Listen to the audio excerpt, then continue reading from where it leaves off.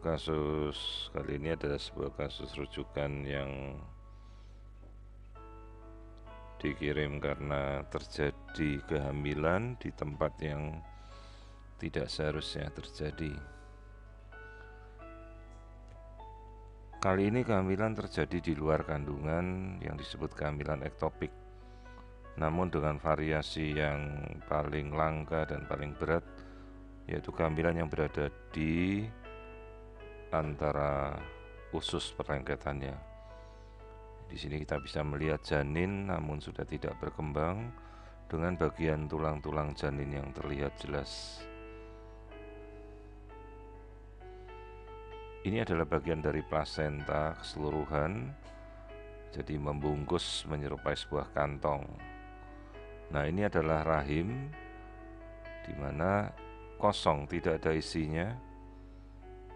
Sementara seharusnya kehamilan berada di dalam rahim.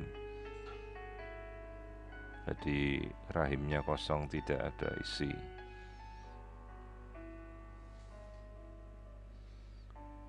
Sementara kehamilan terjadi dan berkembang hingga mencapai 3 bulan pada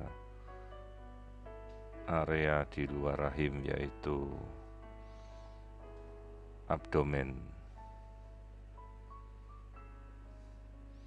Ini adalah plasenta yang membungkus seluruh kantong kehamilan.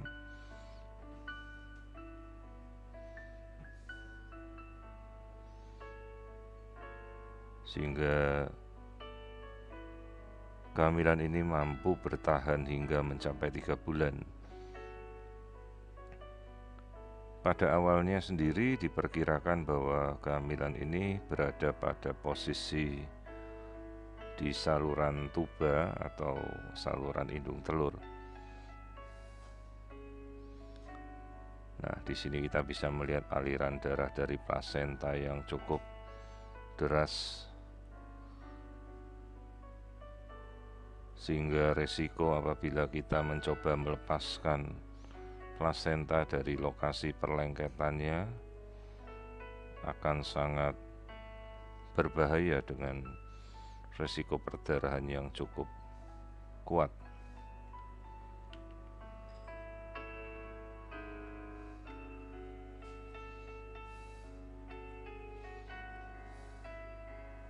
Di sini pembuluh darah besar yang terjadi pada plasenta sehingga penyerapan makanan masih tetap berjalan, sehingga janin mampu bertahan hingga mencapai bulan ketiga. Di sini kembali kita lihat arus darah pada area plasenta, sehingga cukup berbahaya apabila kita melepaskan plasenta dari lokasi menempelnya di usus. Bisa terjadi cedera atau robekan pada usus dan perdarahannya bisa sangat masif. Sekali lagi, ini adalah kehamilan di luar rahim yang menempel pada area usus di daerah perut atau abdomen. Keseluruhan ini adalah kantung kehamilan yang membungkus janin yang berada di luar kandungan. Jadi prosesnya kemungkinan awalnya terjadi kehamilan di luar rahim pada posisi saluran indung telur atau saluran tuba, namun kemudian terjadi keguguran spontan dengan kondisi janinnya masih tetap hidup sehingga tetap berkembang dan menempel pada saluran usus dan sekitarnya. Kita coba mengukur berapa volume ari-ari plasenta pada kehamilan menuju ke 3 bulan ini. Di sini kita bisa melihat volumenya sekitar 200 cc, cukup besar, sehingga kita perlu berhati-hati dan mempersiapkan dengan matang apabila kita akan melakukan evakuasi kehamilan di luar kandungan yang menempel pada area usus ini. Sekali lagi kita lihat,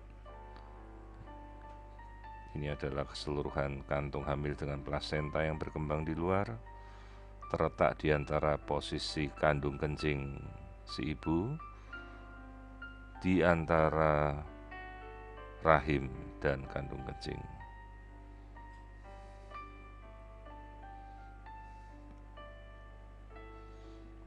Sehingga resiko yang terjadi adalah perdarahan apabila bisa kita lepas. Ini adalah janin yang sudah tidak berkembang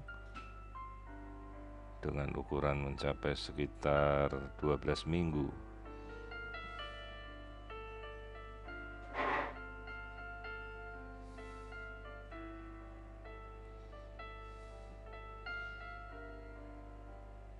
Proses evakuasi sendiri harus dipersiapkan dengan matang karena resiko perdarahan saat melepaskan ari-ari sangat besar, karena ari-ari yang menempel pada area usus berisiko merobek tempat menempelnya pada area usus.